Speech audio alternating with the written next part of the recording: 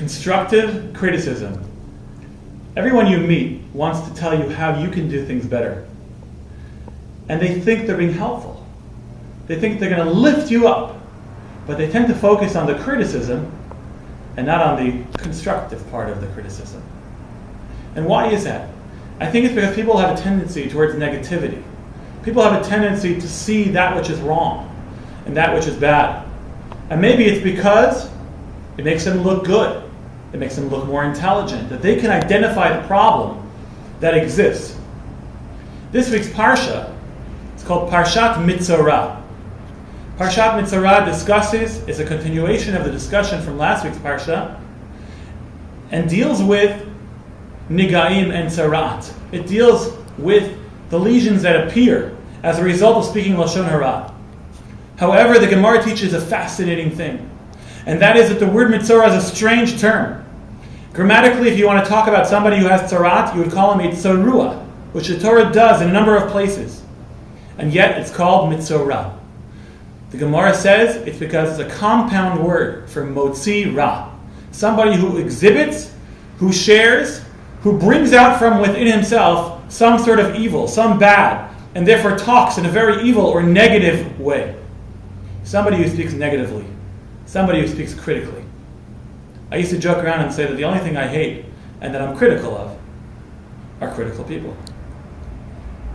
Now, how does a Talmid Chacham, how does a great scholar talk? The Rambam says a very interesting thing. He writes that the hallmark and the language that a Talmid Chacham, that a great Jewish person should use is misaper b'shevach chavero v'lo b'gnuto klal. That he should only speak in a praiseworthy way about his friends and not ever b'gnuto, not ever about the bad parts of it. In other words, stick to positivity. There's a crazy story, unbelievable story that happened many years ago, and this is brought down by the Chavot HaLevavot, Duties of the Heart. There was a teacher walking together with his students, and they passed by a nebuch, unfortunately a dead dog, and the carcass was rotting, and it was disgusting. And the student turned to the teachers and they said, "Rebbe, look at that disgusting carcass. It's rotting, it smells, it flies around here. We should call, whatever service it is that removes these sorts of things." And he looks at it and he says, "Wow, I've never seen such beautiful white teeth in all my life." You can choose what you want to focus on, the disgusting elements or the beautiful elements. The verse says in Mishlei, Marpei Lashon Eitz Chaim. A healing tongue is a tree of life. A tongue that speaks positively is a tree of life. It's supportive of people. The relationships that you have in your life and that you have with yourself, you can determine, you can make or break, depending on how you talk. If you try to build people up, they will feel good about themselves, and then they'll feel good about you.